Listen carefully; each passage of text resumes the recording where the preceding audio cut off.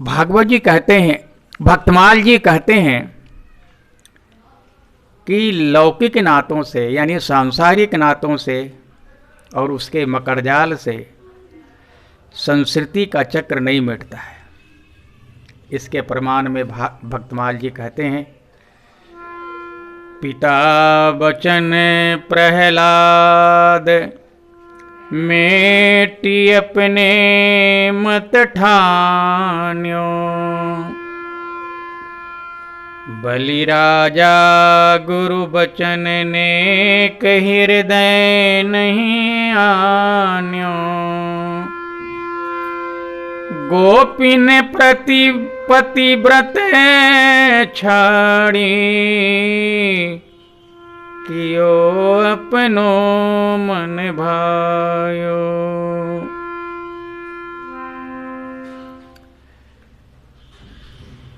तुलसीदास जी मीरा जी को लिखते हैं, तजे पिता प्रहलाद विभीषण बंधु, भरत महतारी, बलि गुरु तजे कंत ब्रज बनिता,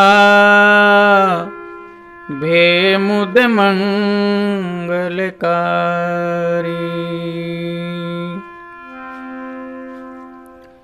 आप समझ गए होंगे कि बिना भगवत भजन के हमारा चरम लाभ सदता नहीं है।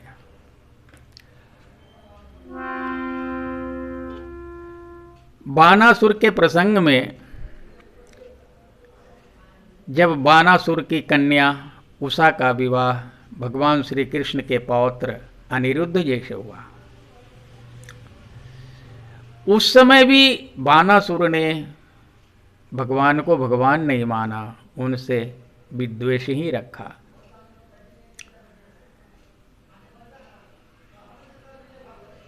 इस बात को लक्ष्य करके एक दिन भगवान ने रुक्मिणी जी से कहा, देवी, जीव का मन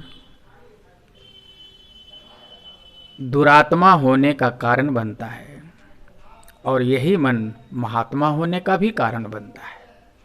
हे देवी, ये मन ब्रह्मास्त्र से भी ज्यादा विस्फोटक है, लेकिन यही मन सागर से भी ज्यादा शांत है।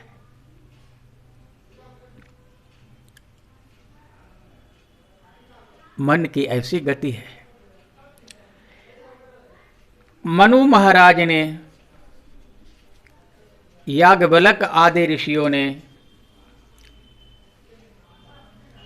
धर्म नीति से संबंधित एक शास्त्र की रचना की जो स्मृति कहलाती है। इनमें 5 देवी देवताओं का वर्णन किया गया है, गणपति, शक्ति, सूर्य, शिव और विष्णु। गणपति को मानने वाले गाणपत्य स्मार्त कहे जाते हैं, शक्ति को मानने वाले शाक्त स्मार्त कहे जाते हैं, सूर्य को मानने वाले सौर्य स्मार्त कहे जाते हैं, शिव को मानने वाले शैव स्मार्त कहे जाते हैं और भगवान विष्णु को मानने वाले वैष्णव कहे जाते हैं।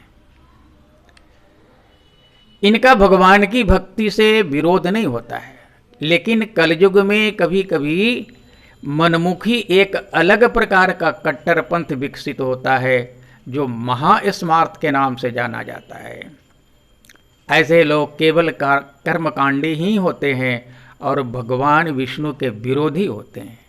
नरसिंह जी के समय में पूरे जूनागढ़ में, पूरे गुजरात में इन्हीं महास्मार्तों का बोलबाला था, लेकिन नरसिंह जी ने प्रभु की कृपा से जूनागढ़ को कौन कहे, पूरे गुजरात में भक्ति की गंगा बहाई थी।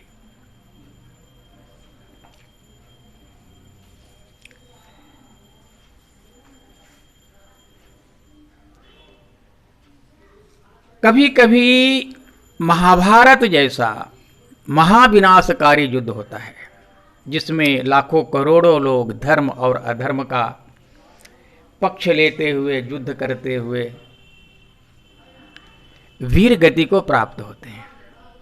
लेकिन इससे नरहत्या का भी पाप लगता है, जिसका प्रायश्चित किसी नदी के जल से तब होता है जब अनुराधा नक्षत्र कुंभ राशि में प्रवेश करता है। भगवान श्री कृष्ण ने अपने प्रिय पांडवों से महाभारत युद्ध के बाद इसका प्रायश्चित कराया था।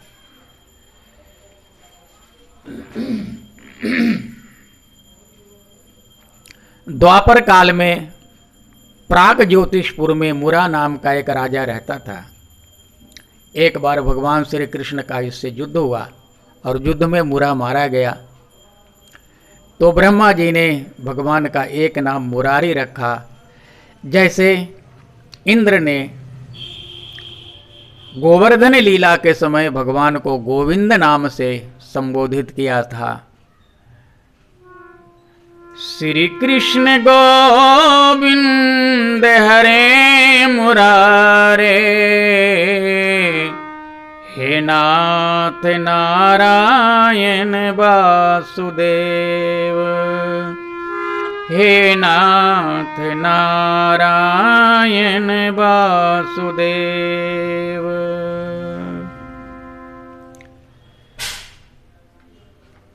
भागवत जी में द्वारका लीला के समय एक दिन कृष्ण भगवान ने रुक्मिणी जी से कहा, देवी, कलयुग के लोग छोटे छोटे स्वार्थों को पूरा करने के लिए दूसरों के बड़े बड़े हितों को भेंट चढ़ाने में जरा भी संकोच नहीं करेंगे। भाई भाई का रिश्ता तार तार होगा, पुत्र माता पिता का रिश्ता नष्ट हो जाएगा, केवल पत्नी बच्चों तक लोग सीमित हो जाएंगे और शेष सभी पराये हो जाएंगे। लोग दूसरों के दुख में अपना सुख ढूंढेंगे। ऐसी गिरी हुई विचारधारा में लोग मकड़ी की जाल में कीट पतंग की भांति फंस कर रह जाएंगे। आपको जानकर आश्चर्य होगा कि रोहिणी माता वसुदेव जी की पत्नी पूर्व जन्म की कद्रू माता हैं, जिनसे नाग की सृष्टि हुई। यही कारण है कि देवकी माता के सप्तम गर्भ को प्रभु की आज्ञा से योग माया ने संकर्षण करके गोकुल में रोहिणी माता के गर्भ में स्थापित किया, क्योंकि उस गर्भ में शेष भगवान थे। हमें कुछ बातें जाननी चाहिए। आध्यात्म जीवन ज्ञान का सागर है। कब सुमिरोगे राम साधो, कब सुमिरोगे राम।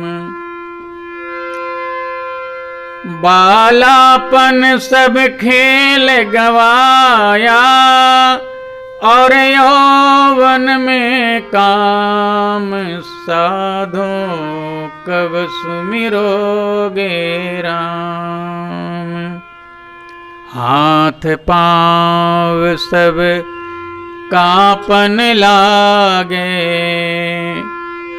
निकल जाएंगे प्राण साधो, कब सुमिरोगे राम। कहत कबीर सुनो भाई साधो, जिब 2 दिन का मेहमान साधो, कब सुमिरोगे राम, कब सुमिरोगे Ram. If you like these bhajans produced by this channel and you like it, I request you to please share it, subscribe it and like it, and you yourself enter into devotional